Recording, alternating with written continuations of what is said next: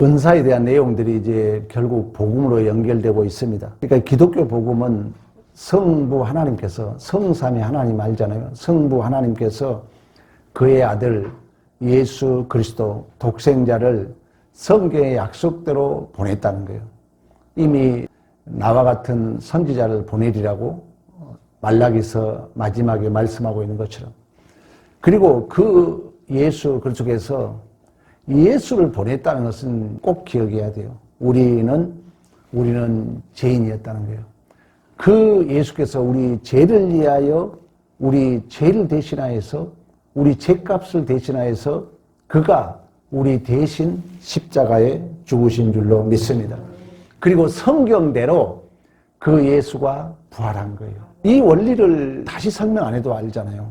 예수가 죽었다는 것은 나도 같이 죽었고 예수가 부활했다는 것은 나도 부활했고 이게 복음의 핵심이라는 거예요. 그리고 그가 하늘로 승천하시면서 너희가 본대로 내가 다시 오리라고 말씀하셨다는 거예요. 이게 복음의 내용이에요.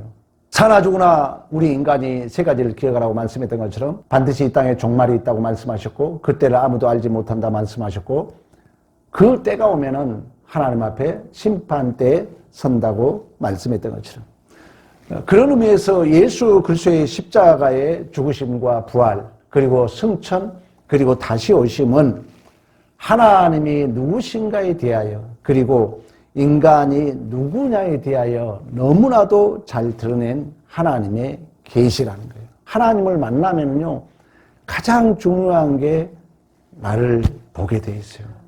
내가 안 보이면 사실 하나님을 모르고 있을 수 있어요. 그러니까 내가 보이는 가장 큰 증상은 뭐냐? 하나님 앞에 그 은혜에 감사해서 눈물을 흐르고 또 너무나도 나 같은 죄인 같은 나 때문에 눈물을 흘리게 돼 있습니다. 그러나 항상 내 마음이 메말라 있다면 고민해 봐야 됩니다. 이러한 모든 내용들이 하나님께서는 성령 하나님의 감동으로 말미암아 다음 세대를 위하여 예수 그리스도에서 이루신 구원을 다음 세대에 보존하기 위하여 성령 하나님을 통하여 그 성령의 신적 보존이 되어서 성문화 시켜놓은 게 성경이라는 거예요. 그러니까 말씀을 안 보면은 하나님을 만날 수 없어요. 말씀을 꼭 봐야 됩니다. 그러므로 기독교 신앙생활이란 그 어떤 일을 여러분들이 직면하더라도 우리의 가장 큰 실수는 뭐냐면은 어떤 문제가 발생하면 하나님이 누구신가? 하나님 앞에 나는 누군가를 묻기 전에 우리는 선악과의 이런 이제 주체에 빠져 있다 보니까 딱 옳았다 틀렸다를 먼저 생각하게 되는 게 우리의 가장 큰 실수라는 거예요. 어떤 문제가 생길 때 여러분들이 복음을 들었다면은 왜 지금 우리 은사에 대해서 12장, 13장, 14장 들어왔잖아요. 그리고 이제 15장 복음에 대한 얘기를 해요. 16장에 인사하고 마무리 인사하고 이제 고린도전서가 끝납니다. 그러니까 우리가 항상 어떤 일을 직면하든 간에 우리의 가장 큰 죄의 경향은 뭐라 했어요? 선악과에 내가 주체가 되는 거예요. 내가 주체가 돼가지고 뭔 일이 생기면 일단 내가 판단하려고 그 유혹에 빠지지 말라는 거예요. 먼저 여러분들이 나는 하나님 앞에 누군가? 하나님은 어떤 분인가? 이런 게 이제 복음을 바로 들으면은 반드시 우리는 내가 판단하기 전에 그 선과 가치와 그리고 권위와 질서를 먼저 누구에게 부여하겠어요? 하나님께 부여한다는 거예요. 하나님 앞에. 이게 우리가 훈련이 돼야 된다는 것입니다. 그런 의미에서 이제 신앙생활의 결론은 여러분 내가 물어보면 뭐라고 대답하겠어요? 하나님이 누구신가 물은다면 뭐라고 대답하겠습니까? 나는 누군가 물으신다면 여러분 뭐라고 대답하겠습니까? 신앙생활의 결론이라는 거예요. 여러분 20년, 30년, 40년, 50년 신앙생활을 해왔다면 하나님이 어떤 분인가를 그 하나님에 대한 이미지잖아요. 하나님의 형상을 예술적으로 증언하셨잖아요. 그게 내 안에 이게 이미지가 포획되지 않으면은 있다 존재를 뭐라 했냐면 그 이미지가 내 안에 포획돼야 된다. 컵이라는 것은 우리가 컵 하면은 벌써 물을 담을 수 있고 둥그렇고 이 이미지가 내 안에 있음으로 컵이 존재하는 것처럼. 설교를 수백 번 들었어. 내가 말 한마디 못해. 문제 있다는 것입니다. 그래서 여러분들이 자기 전에 오늘 설교 들은 걸 정리해서 이렇게 중얼거리고 자는 것도 중요하고요. 또 내 남편에게 내 아내에게 한번 이렇게 물어보는 것도 중요합니다. 신앙생활의 결론은 하나님을 내가 어떻게 알고 있는가? 내가 믿는 하나님은 어떤 분인가? 또 나는 누구인가? 이런 걸 자주 여러분들이 물으셔야 돼요. 나를 항상 나는 누군가? 나는 저 상황 때 내가 왜 이 정도밖에 대처를 못했는가? 이런 질문을 자주 갖게 됩니다. 우리의 본질이에요. 이미 우리는 철학적 사고에서 너는 누구냐를 물었던 것처럼, 너 자신을 알라고 말씀했던 것처럼, 이제 철학은 그 답을 못 찾았잖아요. 신학은 그 답을 찾는 거예요. 하나님을 만났더니 내가 보이더라는 거예요. 두 가지 이중구조가 보여요. 나는 얼마나 죄인이었는가? 나는 얼마나 하나님으로부터 은혜를 받았는가? 반드시 이 이중구조가 우리 안에 하나님을 아는 자들은 자각되게 되어 있는 줄로 믿습니다. 이처럼 예수 그리스도의 죽음과 부활의 복음만이 우리의 진정한 신자의 정체성과 존재의 이유가 된다는 거예요. 예수 그리스도의 죽음과 부활은 내가 누구인지에 대한 유일한 근거와 기준이 된다는 거예요. 예수가 죽었다는 것은 나는 죄인이었다는 거예요. 예수가 살았다는 것은 나는 다시금 태어났다는 거예요. 나는 하나님의 자녀로 태어났다는 거예요. 나는 예수와 한 몸으로 묶임을 당한 자들이라는 거예요. 이걸 꼭 우리가 기억하지 않으면 우리 기독교가 능력을 상실할 수밖에 없어요. 그래서 복음을 제대로 아는 자들은 그런 의미에서 하나님 앞에 최고의 권위와 최상의 가치를 부여할 수밖에 없다는 거예요. 여러분 마음속에 그래야 돼요. 우리가 갈등이 있고 또 힘들지만 좀 내가 불편해도 하나님이 일로 인도했네. 하나님이 이렇게 인도하셨네. 왜 우리는 하나님에게 최고의 권위를 두는 게 믿음이니까. 우리가 이미 아브라함에서 공부했던 것처럼. 그래서 사도 바울은 주님의 십자가 은혜에 설 때마다 내가 아무리 많은 일을 했다 할지라도, 내가 아무리 능력을 부여받았다 할지라도, 내가 어떤 사명을 내가 감당했다 할지라도, 오늘 본문에 뭐라고 합니까? 8절에 나는 맨 나중에 만삭되지 못하여 나는 자다. 나는 사도 중에 가장 작은 자다. 우리 지난주 사울에 대한 얘기를 했잖아요. 사울은 베냐민 지파. 베냐민 지파는 유다와 에브라임의 샌드위치. 하나님 의존하지만 살 수 없는. 그리고 가장 연약한 가문 중에 왕을 세우는 거예요. 너는 파울로스, 너는 작은 자라는 거예요. 너는 하나님을 의존할 존재라는 거예요. 그런데 사울이 아말렉 전투에 승리하니까 지 마음대로 살잖아요. 하나님이 뭐라고 합니까? 사무엘을 통해서. 왕이 스스로 작게 여길 때 하나님이 이스라엘의 머리로 세웠다는 거예요. 그래서 다시 우리가 이제 신학의 그게 오버랩이 되잖아요. 바울이 등장해. 똑같은 이름이야. 사울은 히브리 이름이야. 파울로스는 로마식 이름이야. 사울아 사울아 부르는 거야. 너 작은 자가 왜 너 큰 척하고 있느냐. 그때 다메섹 도상에서 주님을 만나고 눈꺼풀이 벗겨지는 거예요. 거듭나는 거예요, 바울이. 그런 이제 과거가 오버랩 되면서 나는 죄인 중에 괴수다. 여러분 반드시 복음은 율법과 은혜로 관통하게 되어 있습니다. 두 가지로. 그러면 율법이 뭐냐? 내 죄가 철저히 자각되게 되어 있어요. 그래서 이 율법과 은혜의 복음을 과정을 거친 자들은 절대 이 손가락이 나에게 오게 되어 있습니다.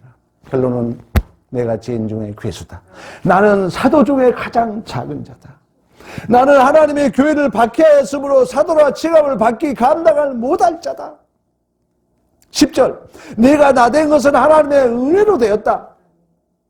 내게 주신 그 은혜가 헛되지 아니하여 내게 은혜가 너무 감사해서 내가 모든 사도보다도 더 많은 일을 수고했지만 이렇게 한 것은 오직 내가 한 게 아니라 나와 함께 하신 하나님의 은혜로다. 이건 어떤 윤리도덕적 겸손이 아닙니다. 주님 앞에 진실로 자기 자신이 누구인지를 저대로 본 자들은 자신에 대한 그런 평가를 한다는 거예요. 그래서 절대 교만할 수 없는 것입니다. 우리 성도들에게 자주 고백했잖아요. 제발 겸손하게 기도 좀 해달라고. 이게 참 안 돼요. 세월이 흐르면서 이제 조금씩 이제 나이가 60이 꺾어지면서 이제 되는 그런 것을 조금씩 느낍니다. 바울은 이미 고린도전서 1장에서도 그런 얘기했어요. 십자가의 도는 세상에 미련하게 보이지만 구원을 받은 자들에게는 하나님의 능력인 줄로 믿습니다. 십자가같이 미련해 보인 게 어디 있습니까? 내가 손해봐야 되고 내가 바보가 돼야 되고 내 오름이 거부당해야 되고 멸시받아야 되고 무시당해야 되고 십자가죠. 세상 눈으로 가장 미련해 보이는 거예요. 그러나 구원을 얻는 자에게는 하나님의 능력이라는 거예요. 고린도전서 1장 26절에 그런 얘기를 합니다. 하나님은 세상에 그런 의미에서 약하고 천한 자들 택하여 강한 자들을 부끄럽게 하신 줄로 믿습니다. 집사님이 육신적인 연약함 속에 교회에 충성하니까 다 은혜잖아요. 모든 사람들이 은혜로 봤어요. 그거 잘 지키셔야 돼요. 힘들지만. 우리의 존재가 그렇다는 거예요. 여러분, 하나님이 절대 똑똑한 자 쓰지 않습니다. 약한 자, 연약한 자를 하나님께서 우리에 붙들어 주셔서 강한 자들을 부끄럽게 한다는 거예요. 고린도전서 2장 1절 2절에 그런 얘기 있습니다. 내가 너희 중에 예수 그리스도와 그 십자가 못 박힌 것 외에는 아무것도 알지 아니하기로 작정했다. 사도 바울이 고백해요. 진실로 예수를 만난 모습이에요, 바울은. 결국 신자는 이처럼 예수 그리스도 십자가 은혜 앞에 제일 먼저 처리할 문제는 뭐냐? 선악과의 주체인 자존심이에요. 자존심. 우리의 자존심. 선악과 주체. 내 오름. 내 의. 이게 가장 우리가 예수 앞에 내려놔야 할 거예요. 왜? 선악과를 따먹었다면 죄라는 것은 하마르트야. 내가 선악과의 주체라는 거예요. 그러나 우리가 아직도 어떤 문제에 있어서 선악과 내가 주체가 되어서 양보할 수 없고 내 마음에 우리가 화를 참지 못한다면 우리 주님 다시 바라봐야 돼요. 서대반 집사 다시 바라봐야 돼요. 목회 생활을 하다 보면요. 아무가 아닌데 마음 상할 때가 많아요. 근데 이제 제 자신에 대해서 감사해요. 이제 주님 바라보면서 내가 그걸 견디게 되더라고. 조금씩. 감사해요. 여러분, 그래서 예수밖에 답이 없다는 거예요. 예수밖에 구원이 없다고 수없이 성경은 강조하는 것입니다. 스데반 집사가 그랬던 것처럼.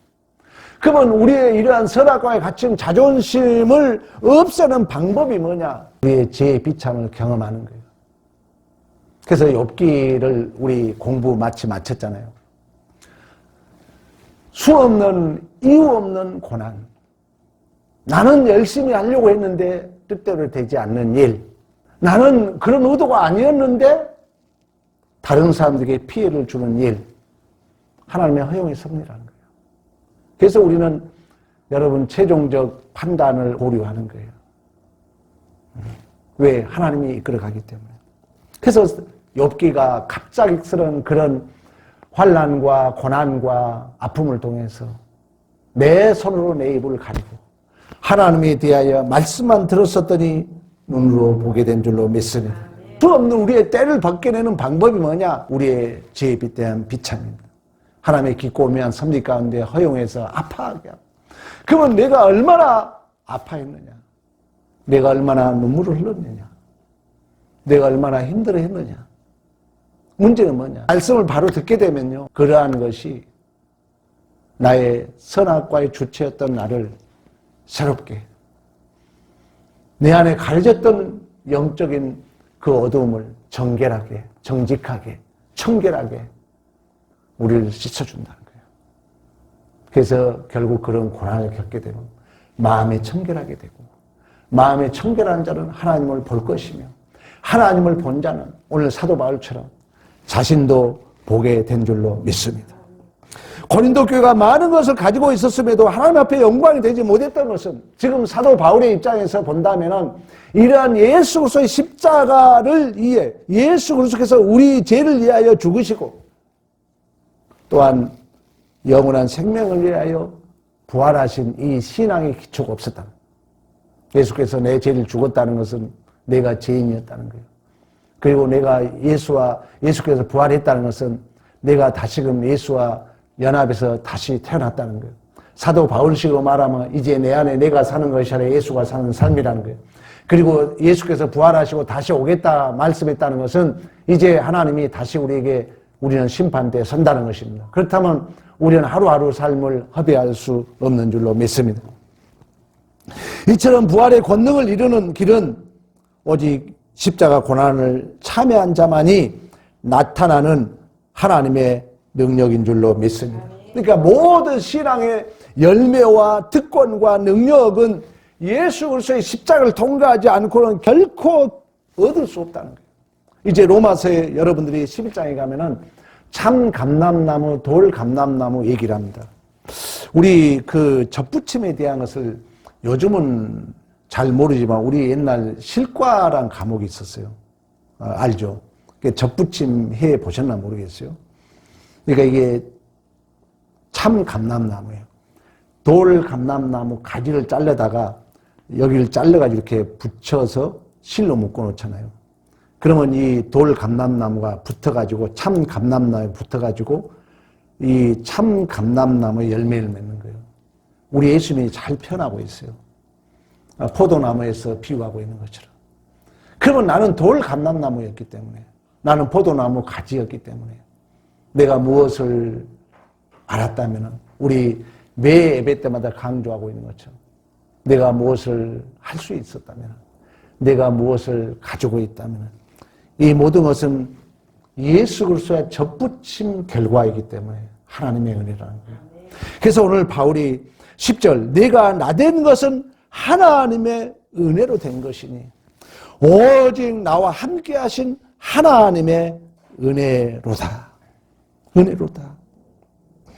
또 뭐라고 합니까? 고린도 후서 5장 14절 12절에 가면 그리스도의 사랑이 우리를 강건하신 이유는 우리가 다시는 자신을 위해 살지 않고 예수 그리스도를 위해 살게 하려 합니다. 그런즉 누구든지 그리스도 안에 있으면 새로운 피조물이라. 이전 것은 지나갔으니 새 것이 되었도다. 또 갈라디아서는 제2의 율법이라고 그럽니다. 갈라디아서 2장에 가면은 우리 한번 찾아볼까요? 갈라디아서 2장 16절 가봅니다. 2장 16절부터 20절까지 사람이 의롭게 되는 것은 율법 행위로 말미암이 아니요 오직 예수 그리스도의 믿음으로 말미암은 줄 알므로 우리도 그리스도 예수를 만나니 이는 우리가 율법 행위로서 아니고 그리스도를 믿음으로써 의롭다함을 얻으려 함이라. 율법 행위로서 의롭다함을 얻을 육체가 없느니라. 만일 우리가 그리스도 안에 의롭게 되려 하다가 죄인으로 드러나면 그리스도께서 죄를 짓게 하는 자냐 결코 그럴 수 없느니라. 만일 내가 헐었던 것을 다시 세우면 내가 나를 범죄한 자로 만드는 것이니라. 내가 율법으로 말미암아 율법에 대하여 죽었나니 이는 하나님에 대하여 살려 함이라. 내가 그리스도와 함께 십자가에 못 박혔나니 그런즉 이제는 내가 사는 것이 아니오 오직 내 안에 그리스도께서 사는 것이라. 이제 내가 육체 가운데 사는 것은 나를 사랑하사 나를 위하여 자기 자신을 버리신 하나님의 아들을 믿는 믿음 안에 사는 것이니라. 아멘.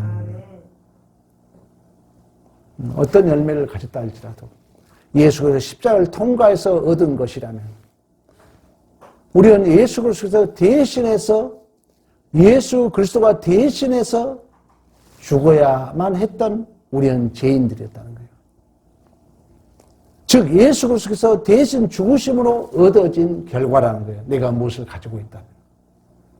그리고 율법으로 난 의가 아니라는 얘기는 여러분 율법의 의미는 뭐예요? 율법을 어떻게 해석하세요? 율법에서 얻은 의가 아니라는 것을 어떻게 해석하세요? 율법이라는 것은 율법은 뭐예요? 율법은 내가 그 법을 이룸으로 얻는 의라는 거예요. 그러면 내가 그 법을 다 이룰 수 있다면, 그걸 얻을 수 있다면 예수가 오실 필요가 없는 거죠. 그러니까 우리가 율법주의라는 얘기 내가 인과 응보적 원리 많이 얘기했잖아요. 그러니까 이 원인과 결과 법칙, 이게 이제 소위 합리주의라고 그래요. 과학은 인과 응보적 원리거든요. 이제 여러분들이 챗GPT를 해보면은 이진법이라고 그러잖아요. 우리 그 이진법, 난 그거 잘 모르겠는데 하여튼 그 숫자로 그 약속에서 그거 나온다고 그래요. 그런 것처럼 우리의 가장 그러니까 신앙이 이 선과 악의 우리는 그 주체가 되다 보니까 율법주의, 인본주의, 저는 이제 그걸 합쳐가지고 윤리도덕주의까지 포함하고 있는 거예요. 좋아요. 왜? 이렇게 해야 맞아요. 이렇게 답이 나온 게 맞죠. 근데 우리는 이걸 무시하자는 건 아니에요. 윤리도덕을 무시하자는 거 아니에요. 우리는 이제 그걸 넘어서야 된다는 거예요. 그러니까 다시 말하면 우리 자녀를 여러분들 키울 때 절대 율법적으로 키우면 안 된다는 거예요. 물론 너 못했어 지적을 해줄 수 있어요. 근데 그래도 나는 너를 사랑해. 그래도 하나님 너에게 복을 줄 거야. 꼭 여러분들 그 넘어선 얘기까지 해줘야 돼요. 근데 그 넘어선 얘기를 안 해줘 버리면은 이제 율법적으로 크는 거예요, 그 애가. 그러면 얘들은요, 크면요, 친구들하고 맨날 싸워요. 왜? 따져야 되니까.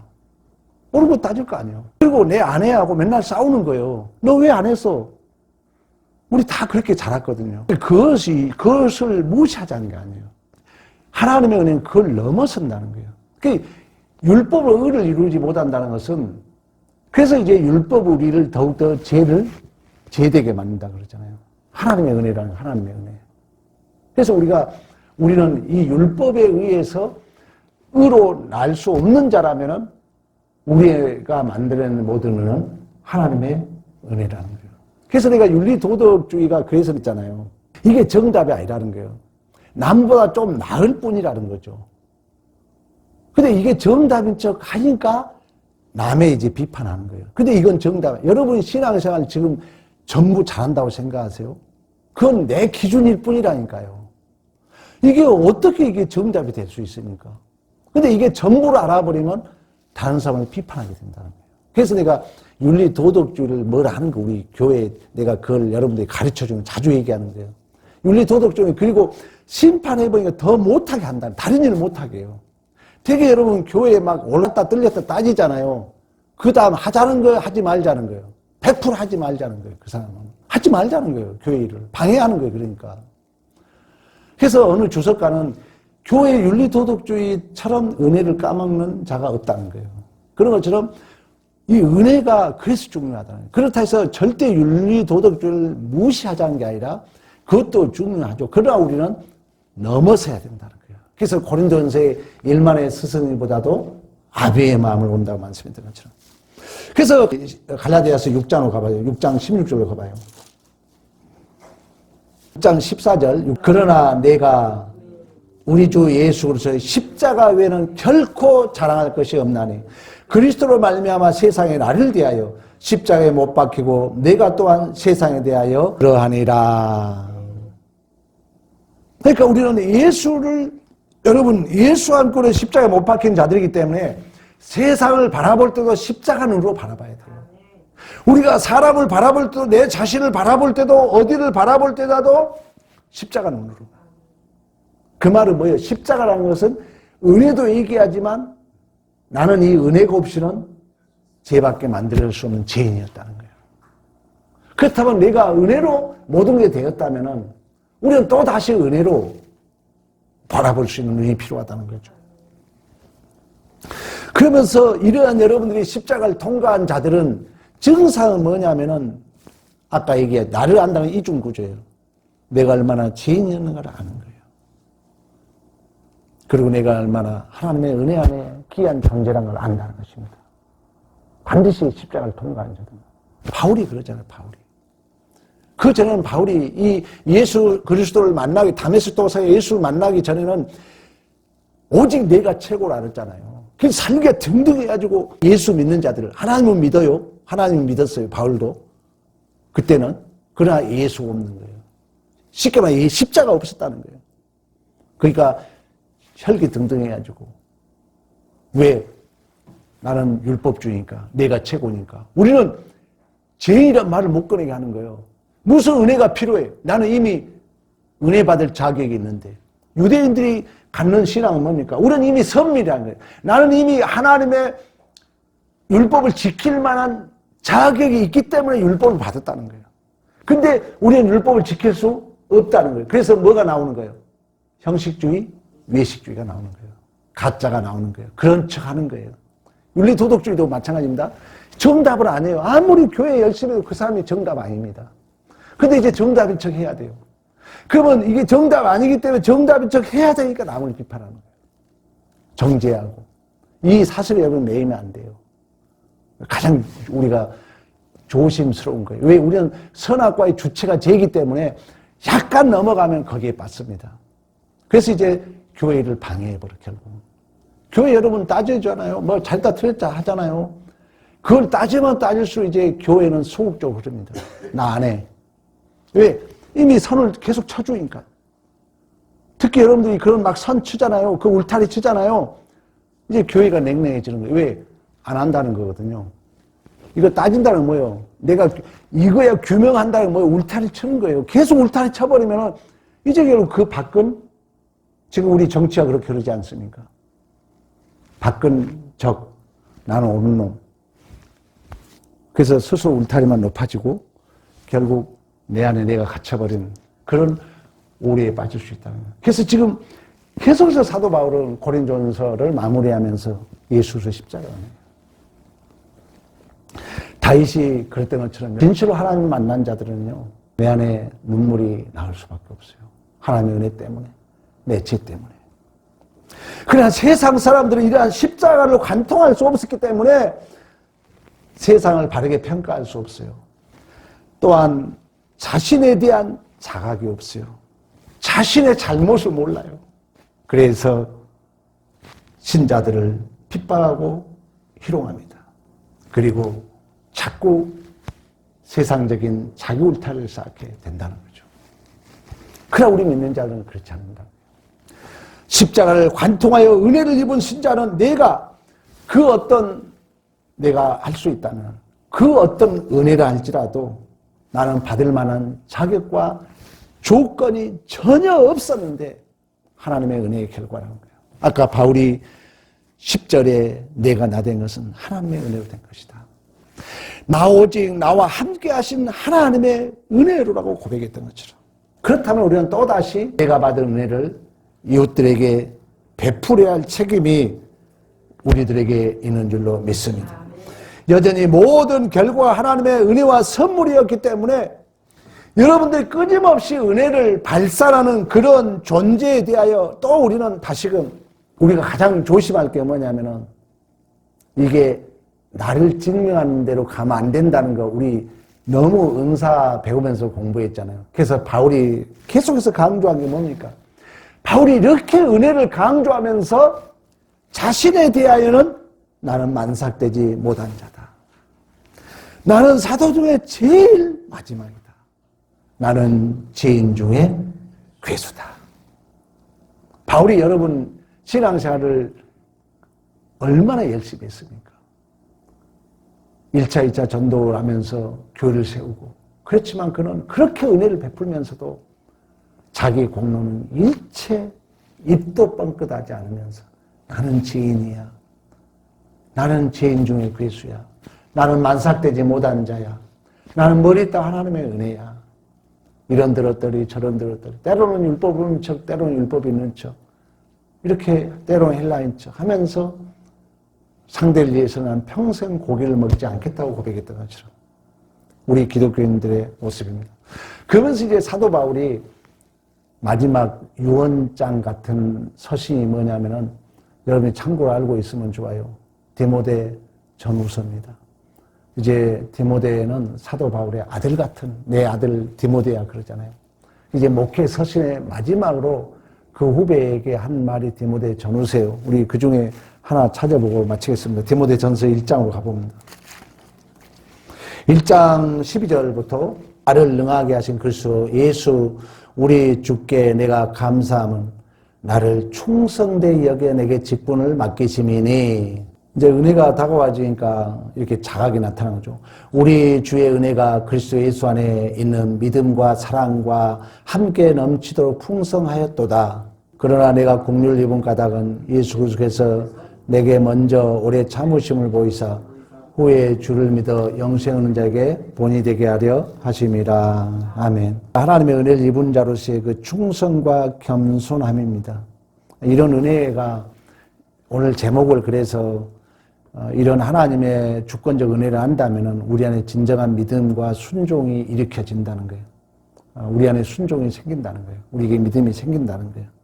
그래서 여러분들이 이러한 진실로 우리 예수 그리스도의 십자가의 은혜와 이러한 부활을 통과한 삶은 우리는 하나님의 사랑을 받았고 그 하나님의 사랑을 우리는 입증하여 하나님의 영광을 우리는 드러내야 되고 더 불쌍한 사람들에게 무한하게 전파되도록 내가 하나님의 사람으로 쓰임받게 된 줄로 믿습니다.